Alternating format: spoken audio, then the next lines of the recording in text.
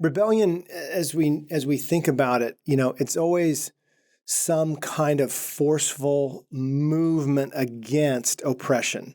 Yeah. That's just a working definition. Right.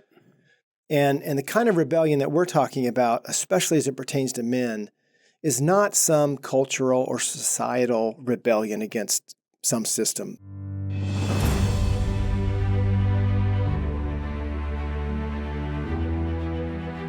With God, there is always more.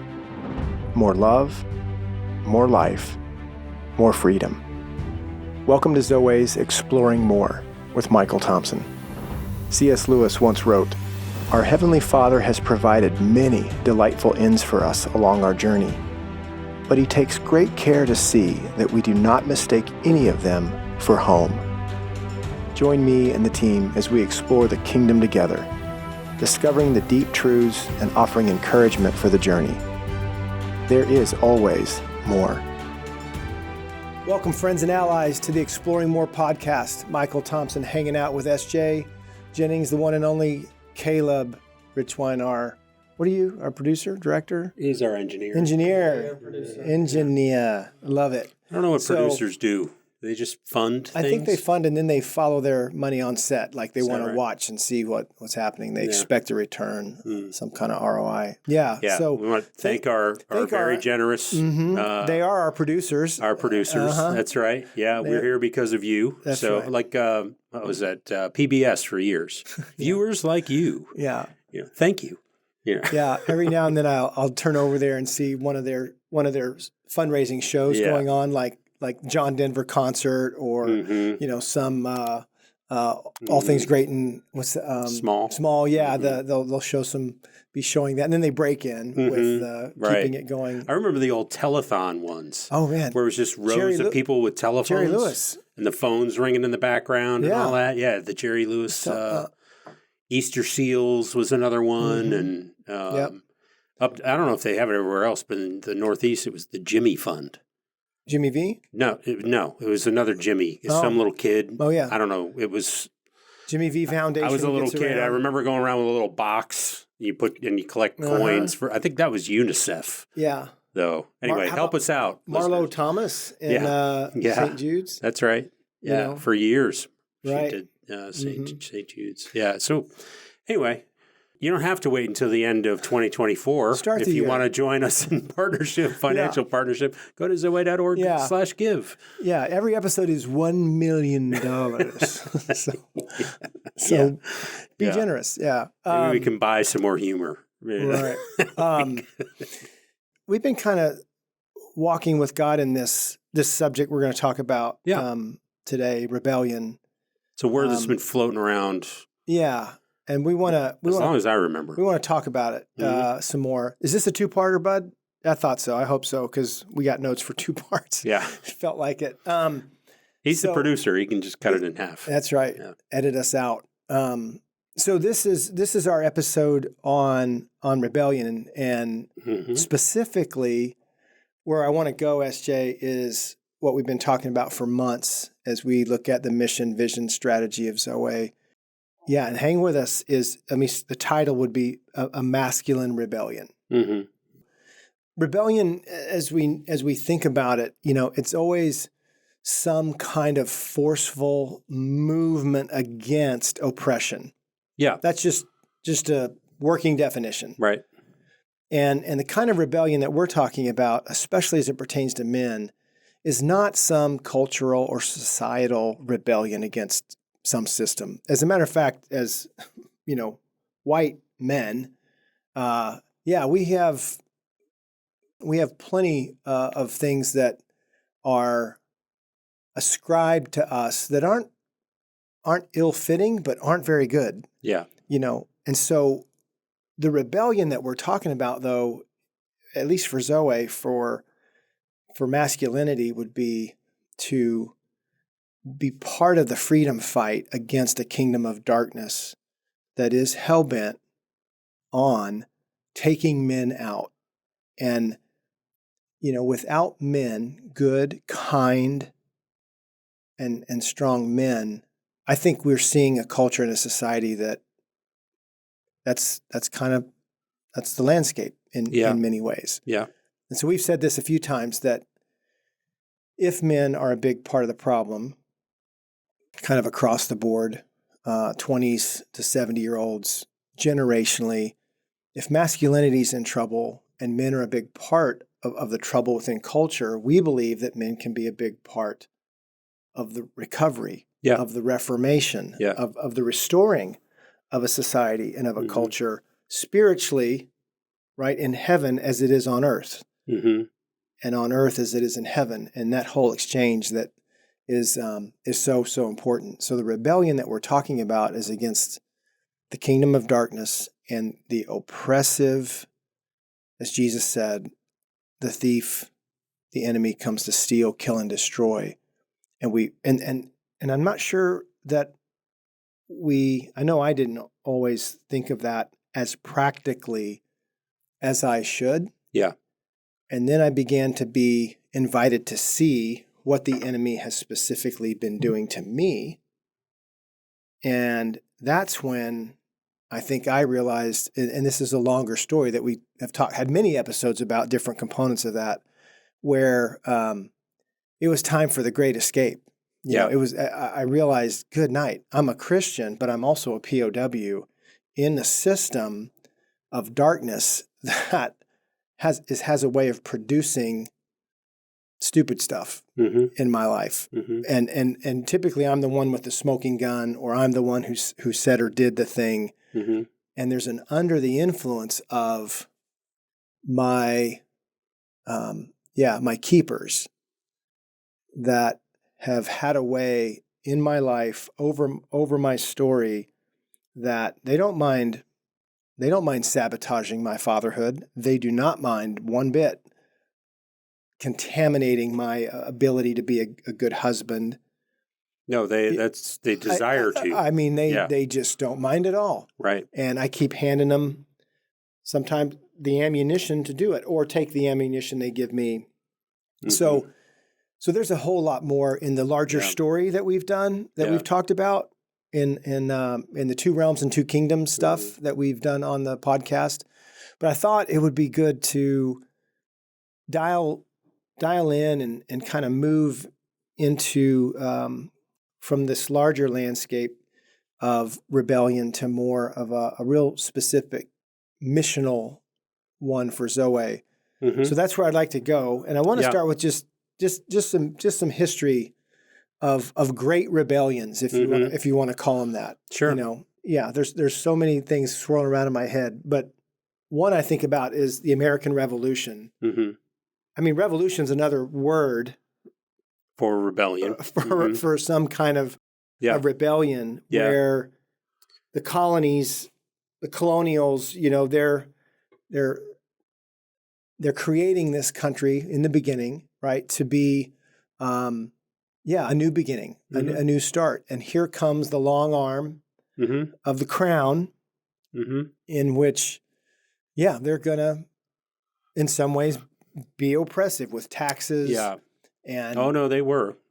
And then it was just enforced. There was no it's taxation without representation. That's the phrase. And the taxes were incredibly high. And I would say that the first rebellion, there were many, but the first rebellion that started the revolution was the Boston Tea Party. The Boston Tea Party, man. Yeah, say it right. Boston Tea Party. The party. Yeah.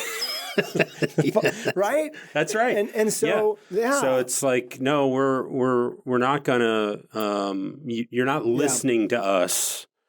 And so we've got to break out and do something audacious to try to get your attention in this matter. And it sure got their attention. Yeah, it started in the British Army invaded Massachusetts, which was one of the original colonies. And after that, that's when the colonial militia, the colonial leadership came together and formed the Continental Congress.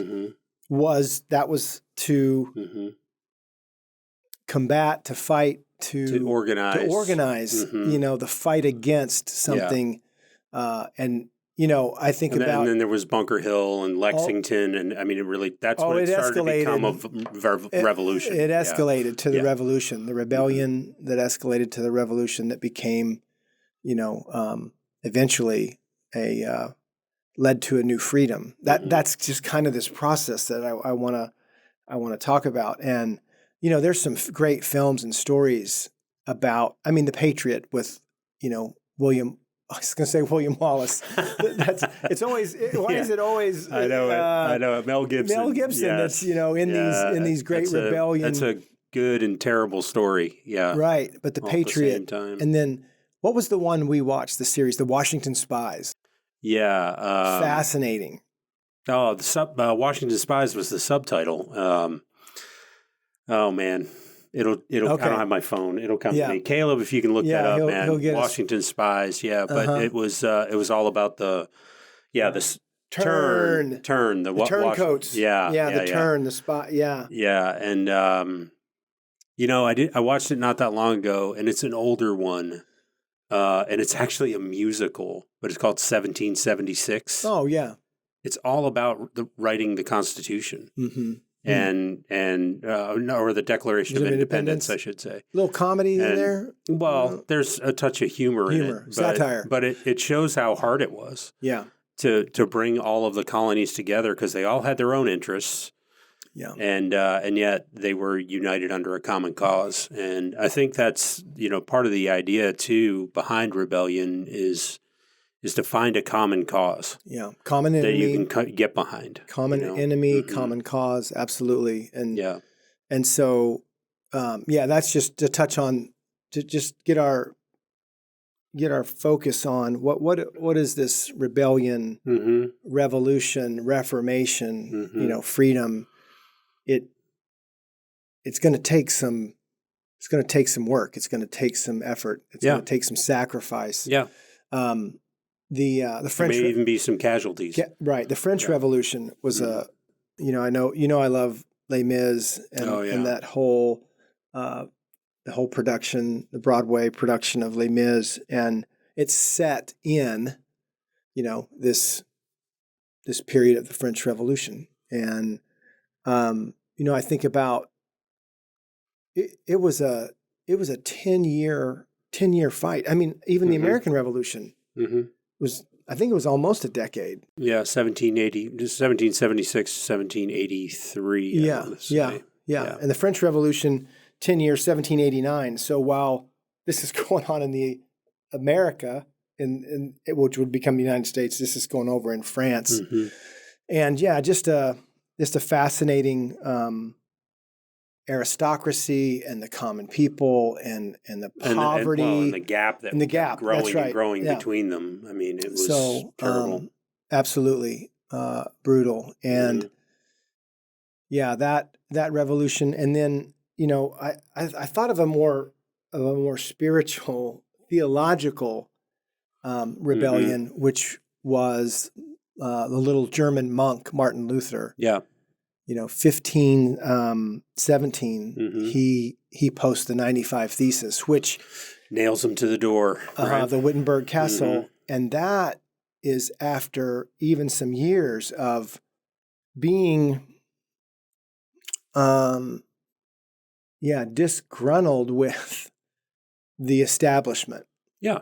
So there's always something that the word of God was not available to the common man, and that at that time, right, the Roman Catholic Church was the monopoly, the political power, and in that the political power and the taxation in the form of tithe. I mean, it was a crazy mess, and if you study church history in that space, Martin Luther wasn't the only reformer. There was a movement. Oh, sure. Of the kingdom does that. Of disgruntled pastors and even the other monasteries. And so I remember in church history hearing this guy's name. I'll never forget his last name, Zwingli. And the professor who was teaching said, it was so close that Lutherans the Protestant Reformation that led to Lutherans, followers of Martin Luther, could have been Zwinglians. Like sounds so weird. Isn't that funny? Even Lutherans, it's like, why does that sound? Because it's just we've lived with it for all this time. But that's another part of this, SJ, that's so significant is that it's not one person. There's a stirring of hearts. Yeah. There is a collective of American revolutionaries, right, called patriots that wanted the same thing. That it's not one guy dumping tea into the harbor, right? It's and so and yet we know that this can be when we've talked about it before too, the Nazi Germany and the Nazi youth. I mean, this can get organized in a way that's crazy. Yeah. And absolutely not for the powers of good. No. Yeah. And so I think about little Martin Luther and what he did. It was dangerous. If he wasn't under the protection, of some of the aristocratic German religious aristocracy that was hiding him, basically, they were trying to kill him. Yeah, sure. So, these are pretty significant times in history. Threats to power, where systems, threats to money, systems in the physical realm, right? If there's anything true about the connection between the spiritual realm and the physical realm, it would be, in my opinion, that what's playing out in the physical realm is because it's happening in the spiritual realm. Yeah. It's like an echo or a reflection. And it's enforced both ways, and so it has a way of feeding on one another. So the oppressiveness that happens in the physical realm is because of oppressive spirits that are at work in men and in systems, right, that are using their power and authority in awful ways. Yeah, and I use the term echo because I think there's a truth. When you hear an echo, you're hearing the same sound, but it's a reflection of it, right? Yeah. So it's not quite as loud or as clear as the original sound was. And I think in the case of what's going on in the spiritual, being reflected by what's going on in the physical realm, it's not quite as, if we could see it. Man, this thing's been circulating recently about how angels are portrayed in Western culture. And it's, flowing robes and wings. And then it cuts to, and here's how Ezekiel described them. Yeah. And it's this giant eye in the sky and all that. And I'm like, it's just, I don't know if that's really what they look like, but it's just a reminder that if we could see what's happening in the spiritual realm, it would blow. It's a good thing that it's an echo. To your point, we can see to a degree what's happening in the echo because it's played out here. Right. So what I don't want to be accused of is that, it's not that men aren't responsible for their actions, that they're under, the influence of some kind of a spell spiritual or foul spirits. And yet they can be, I would say, they play together. They connect. It's connected. The spiritual realm, physical realm, it's a space that is occupied by both at the same time. And to your point, if you could really see the spiritual realm, Frank Peretti's books, this Present Darkness, or even the Left Behind series, right? That LaHaye, Tim LaHaye, Dallas Jenkins. It's Jenkins, Dallas Jenkins. His dad worked with LaHaye in the writing of. Oh, no kidding! I didn't know that. Yes. Of the Left Behind series. Yeah, I didn't know those were connected. So those are just stories. Sherry wrote those, read those. Oh, yeah. Fascinating. When she was just a new Christian. It was really interesting. The Matrix does us a favor of bringing those things together. So does The Lord of the Rings. Yeah. And Narnia. So to not get off on all that, the point that I really want us to just kind of make is there is a spiritual realm and physical realm, and they are connected. Things are playing out in the physical realm because they're playing out in the spiritual realm. To like you said earlier, the echo. So when we step into the theological or the spiritual spaces, we have such things as strongholds and principalities and foul spirits that are working, and they are working at the level of an individual, and they also are at work at the level of domains, cultures. There's just so the Reformation is this, wild breaking free from the establishment and the pursuit of not just religious freedom, but even it was a system that went from works to grace. I mean, it was revolutionary. And with it came freedom from paying these taxes, doing the things that had been so ingrained in the European culture through the Catholic uprising. So we're talking about huge shifts and changes in a system that brought levels of freedom, and then it didn't take long for, in church history for those dudes to go, sideways, establish their own hierarchies. I mean, and how do you systems. think we got? So there's the Protestant faith, and then there's the denominations of Protestant. That just shows about how fragile it all is. No doubt. How fragile it all is. No doubt. But what I love about that example is rebellions start when there's a glimmer of hope.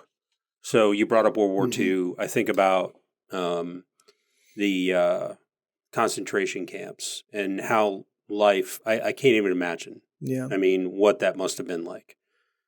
But what I do know is that when you're there and you're in that, and you're in the camp, or you're in captivity, or you're in a prison, or you're in what you perceive to be a place where there is no hope. Yeah. When a glimmer of hope comes, it can spur men and women too, but we're talking about a rebellion amongst men. It can spur men to action. Yeah. And so something spurred Luther to say enough's enough. And be the one who nails it to the door. Something sparked this group of guys that, they've been called ragtag group of men, militia, farmers with pitchforks to take on the world's superpower at the time. Right. I mean, it had never happened in history like that before. But something gave a glimmer of hope that motivated others to say, well, if they're going to move towards freedom, I've never thought I had another option in terms of my way to live. Now maybe I see there's a glimmer of hope. I can move in a different direction. I mean, we just came through Christmas. Yeah. And I know O Holy Night is one of your most favorite Christmas carols. The thrill of hope. Yeah. The weary world rejoices. I mean, Jesus is the original glimmer of hope, right? I know, that's so. In part two, I really want to just keep diving down into that. But these start because someone says something has to change. Yeah. We have to do something different. Yeah. I love what you said, SJ, because so much of that, if you go back a week to the Martin Luther King episode we did with Keith Daniel, go back. You're describing that ironically, Martin Luther King Jr., named after the theologian Martin Luther, and just that dynamic of here's another leader of a rebellion, peaceful protests, the sit-ins, and there were other people that were ready to move. Other people ready to. So as Martin Luther King, in August of '63, does the "I Have a Dream." Right. That's his 95 thesis. It is. And then the letters from Birmingham jail were just months before that when, he's there with other leaders to, just to rival the system that is so oppressive. One of the first times in history, too, that a rebellion like that was televised. Mm. And so, Sherry and I just watched Lessons in Chemistry, short series on Apple TV Plus, and it takes place in that time period. Right. And these people are living in California. Yeah. And see Martin Luther King Jr. doing the sit-in, and they're like, "We should do a sit-in out here." It's really interesting to think about how, we crossed a bridge where technology has assisted the rebellion, right? Yeah, I mean, we're trying to take advantage of one of them right now to talk about a rebellion amongst men. Against the kingdom of darkness and what they're doing. So let's just leave this all as precursor. All of this as let's call this one. Okay. And then we'll if I understand, we're gonna just jump into part 2. Yep. You may see us in the same clothes next week. That's right. But in reality, we're just going to stay here and keep talking, but give you a chance to take a breath. But I look forward to talking about what does rebellion and reformation look like when it comes to redemption. Mm-hmm. To redeem something means it's been lost. Mm-hmm. And when those who are missing it or so badly, and like you said, yet have some hope, even though I think most of these that we just described, all of these that we talked about, it happened over their lifetime, meaning the hope that they even had wasn't for something that they particularly lost. It was lost over generations. Right. Does that make sense? Yeah. The establishment became so oppressive, but it was their fathers and grandfathers in many ways that it started, and yet it was lost, if that makes sense. So I want to carry that over, especially when we come to generational masculinity. These rebellions and that led to reformations happened over time until there's a flashpoint, some hope, and somebody said, "This is not right. Mm-hmm. This is, and we won't live like this." Usually, it's a whisper, it's a murmur, it's in secret, it's candles, it's it's not out. One if by land, two if by sea. It's not out in the open, and so anyway, it's a good precursor to then. I want to kind of dial into what is this that look like, and what are we talking about when it comes to the redemption of generational masculinity and what we're hopeful for. Yeah. All good words for part 2 of the rebellion for masculinity. Mm-hmm. Yeah. Yeah. So, yep. Thanks for watching. Thanks for listening. Leave us a comment, a like, a subscribe. Yeah. Yeah. Thanks for joining us on Exploring More podcast. We'll be back next week with part 2. We hope you have enjoyed this episode of Exploring More. The landing page for this podcast is zoweh.org/podcast. That's ZOWEH.org/podcast, where you can find the show notes and various platforms to which we broadcast. You can also find us and the Life of More by visiting Zoweh on YouVersion Bible app, Right Now Media, our Facebook page, and Zoweh on Instagram and Twitter. Remember, with God there is always more, and you were made for more.